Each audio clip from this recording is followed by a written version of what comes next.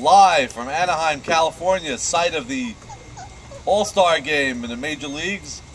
I'm your host, Bobby Morabia, with Douglas Dweck and NRJ. And guys, today marks the official end of the 2010 YMSL season. Yesterday, a historic day, the YMSL. Another classic World Series, 5-game series came to an end. We crowned the insane organization the champion. And later on that night, an amazing gala awards dinner at the home of Nathan and Sherry Towell. And what a day yesterday. And it's almost hard to believe that the 2010 season actually came to an end. Yeah, it's early July. I guess the weather held out really for the most part. Maybe one rain out, so that's fortunate. But it's pretty hot the last couple of weeks. But a great series. And one person here picked it correct. Our buddy NRJ picked insane. In five. So he was like right on. I don't know if he knew they were going to lose, blow a 9-0 lead in Game 4. I mean, that Game 4, let's talk about the game briefly. That Game 4 was probably the greatest YMSL game I've seen.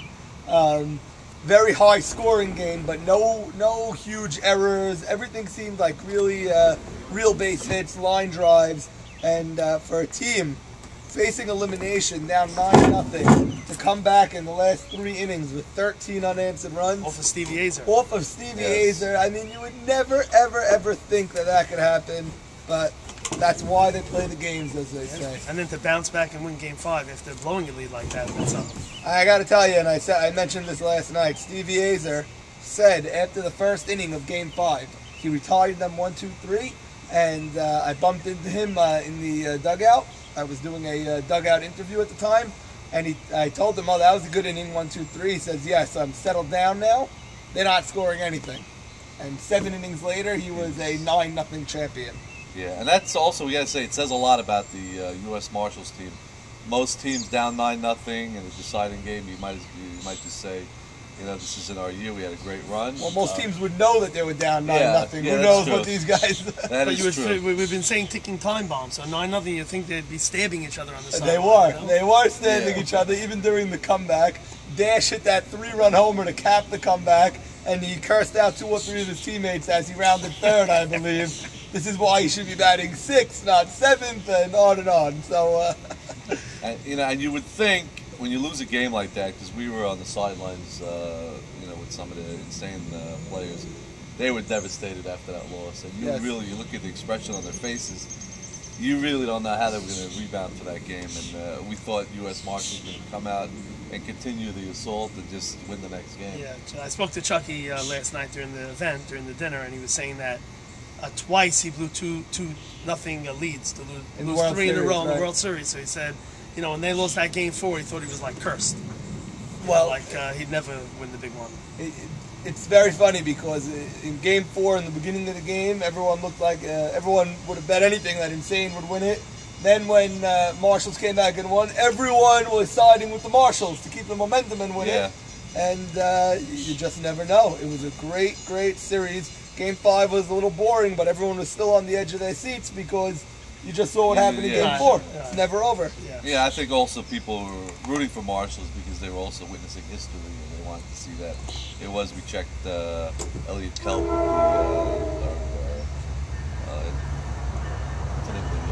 the Analysts Sports Bureau. That is the biggest comeback in World Series history.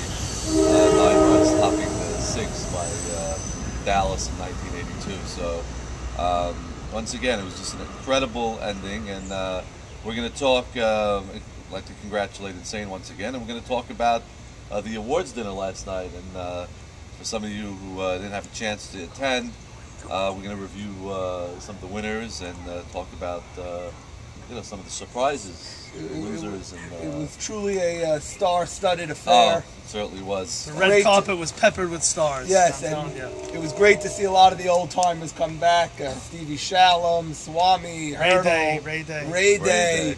It was beautiful. Great host, great backyard, great food. Food was amazing. Weather was great. The presentations were great. Yeah. So a nice video put together by the production staff also. Yes. And that video is available online as well. A lot of the players were there. Whoever wasn't there, they really missed out big time on. I thought it was a great event. Yeah, that was incredible. I mean, we had total about 135 people. It was, certainly was full. But let's talk about some of the award winners. We'll go down the line and see if we're surprised by any of them. We'll start off with the Gold Glove. At first base, really no surprise. Sammy Tal won. Last year he lost to Edmund Dweck. He was quite surprised at that. But he actually only beat, we got the final result, Sabon Salman by 3 votes. Yeah, I thought Sabon had a great year.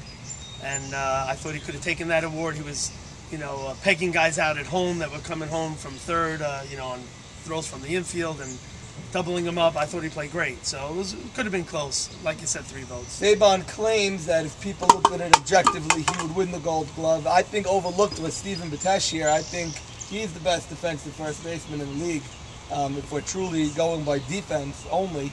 But you can't go wrong with Sammy Towell. He had a great year on both sides, and his World Series performance, irrelevant to the Gold Glove voting, he had one of the best World Series of memory. So is hitting supposed to figure into Gold Glove? It should not figure into Gold Glove, and Stephen Batesh is the best defensive first baseman in the league. Okay.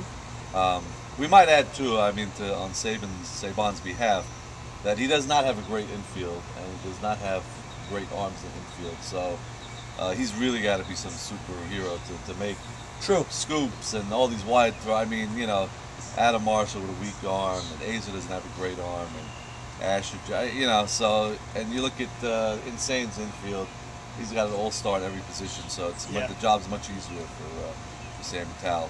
But nonetheless, it was a very close race. Second base was Lee Zakari was the winner, no real surprise there. Probably the best I've ever seen turning a double play in this league. Yeah, I should say that Mars Casson had a real big push off of his diving play in the All-Star game. So when he made that, that's about the time when the votes were being tallied or being placed. And when people saw that play, he got a lot of recognition. That was a tremendous play, no doubt about it. But I think the voters got this one right. I think Lee Zakari is the best defensive second baseman in the league. We played against him. He made a bunch of very nice plays and a diving play as well. I think Eddie Michon had a great year too. Oh, let's not forget Eddie Michon. Eddie Michon got a lot of votes. I think people still have the image of Eddie Michon as a shortstop. I don't think it registered in their head that he's a second baseman. But I saw a lot of their games here. He played outstanding. Yeah, I don't know if he missed the whole year. I don't know if he has the range going into the outfield that Lee has, but he played great. So now short center. This is almost a no-brainer, but I think this goes more than a reputation than anything. David Bracca, with big push by Svi Goldberg. So it's a close race, but Bracca won it. That's who you could expect him to win. I would think, even going into the year, that's his position, and he's known as a short center. True, but we touched on this a couple of weeks ago. That gap is closing. I don't think, even if you ask Bracca himself, I don't think he had a great defensive year this year. Adam Jemal, that's the guy. Adam Jemal's not flashy, but Adam Jemal gets a job I think done. he makes every play up there. Right. He's not going to make diving catches or this or that. Maybe he does, but I don't know. But I think he's very consistent, makes the plays. And a very heads-up ball player. And a heads-up ball player. So Bracca gets it on reputation a lot, and I think his reign is over. I think this might be his last the one. gap is getting closer and closer every year. So Were the votes closer this year? They were. Okay. Like we said, Svi Goldberg got a lot of play this year, deservedly so. You're only seeing the players the game you play them, really. Right. So you're seeing 2 games out of each. Yeah, but also and another thing, Bracca is really the only guy that's a consistent short center fielder every year. Yes. Svi's the second baseman sometimes. Adam Jemal can play second. He does not move short center. He's a short center. So you can't really say that about too many guys. He has a big advantage there also. Right. Shortstop, no great surprise once again. Mo Shama, but it was close. Gave a bat. Did he win it last year? I don't know if he won it last year. I think when he took the award, he said, Eddie, I got it this year. No, you I got think it last that's year or MVP something? he was talking that MVP? about. Yeah, but no, because Mo Shama didn't get the MVP. It was the Gold Glove. Oh, was it? Yeah. So Eddie must have gotten it last year. Eddie got it last year. Yeah. So Henry also got a lot of votes. Outstanding year. Between Henry, Eddie, and Mo Shama, how could you go wrong? And Gabe Abadi got a lot of votes. A lot of votes. Once we get back from our commercial word from Gatorade, we'll be back to do the rest of the awards.